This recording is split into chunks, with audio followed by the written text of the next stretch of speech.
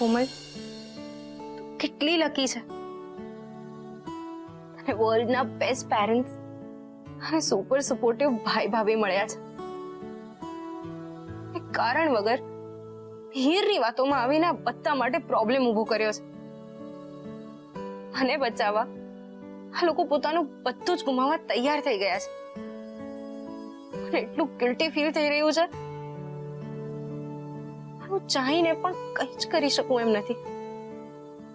Good morning my princess. Good morning aunt. શું વાત છે, મારી પ્રિન્સેસ ની સ્માઇલ પાછી આવી ગઈ અને તાવ ગાયબ. હા આંટ, અમ્મા અને ભાઈના ડિસિશને એકદમ ટેન્શન ફ્રી કરી નાખી છે.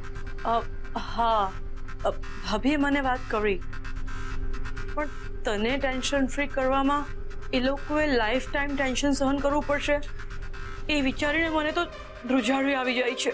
હા આંટ, મને પણ સમજાય છે. હું મમ્માને કઈ રીતે રોકી શકું?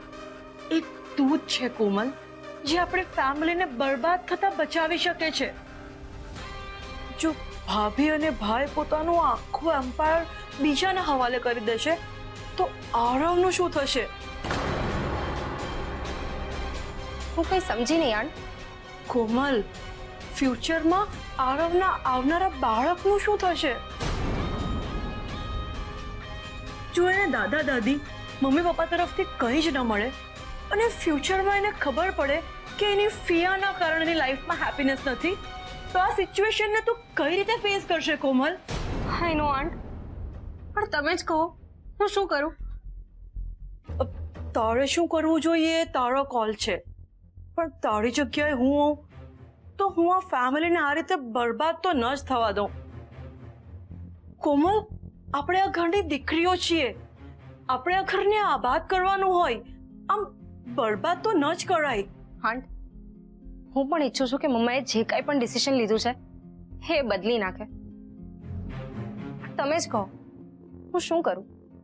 મને લાગે છે કે તું મિહિર પાસે પાછી જતી રહે. તું મિહિરને સમજાવ કે આપણે આપણા કેલિબર અને ટેલેન્ટ મુજબ લાઈફ સેટ કરીશું. પણ મમ્મા, ભાભી અને આરવને સમજાવ કે મને આ મેરેજમાંથી મુક્ત કરાવવાની કોઈ જરૂર નથી. મિહિર જ મારું ફ્યુચર છે, એટલે હું આ લગ્ન નિભાવીને જ રહીશ. અને તારા મોમ ડેડ ભાઈ ભાભી માટે તું આટલું તો કરી જ શકે અને તારે કરવું જ જોઈએ. You are right aunt. મારે આવી રીતે મારા સ્વાર્થ ખાતર મારા ફેમિલીને બરબાદ ના થવા દેવી જોઈએ.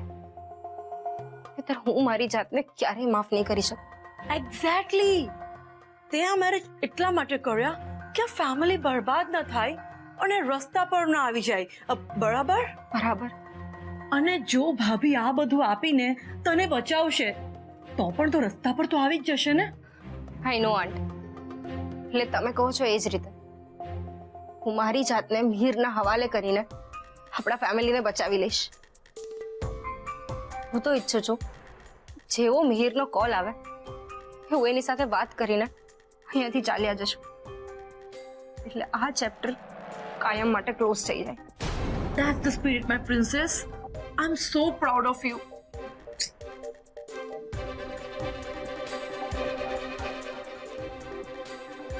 Thank you so much aunt, મને ગાઈડ કરવા માટે. You're always welcome, my baby. Aunt, મિહિરના ફેમિલી વાળાની તો મને નથી ખબર, પણ હા, પણ મિહિર મને પ્રેમ કરે છે એ મારા માટે પૂરતું છે.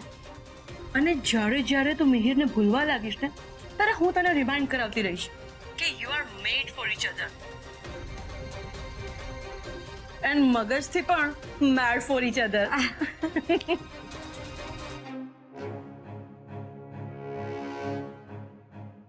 મેં મારું અડધું કામ તો કરી નાખ્યું, હવે બાકીનું અડધું કામ કરાવવા મારે મિહિરને કોન્ટેક્ટ કરવો પડશે. માં ફૈબા તું. અને જ્યારે તું મિહિરને ભૂલવા લાગીશ ને ત્યારે હું તને રિમાઇન્ડ કરાવતી રહીશ કે you are made for each other and મગજથી પણ મેડ ફોર ઈચ અધર.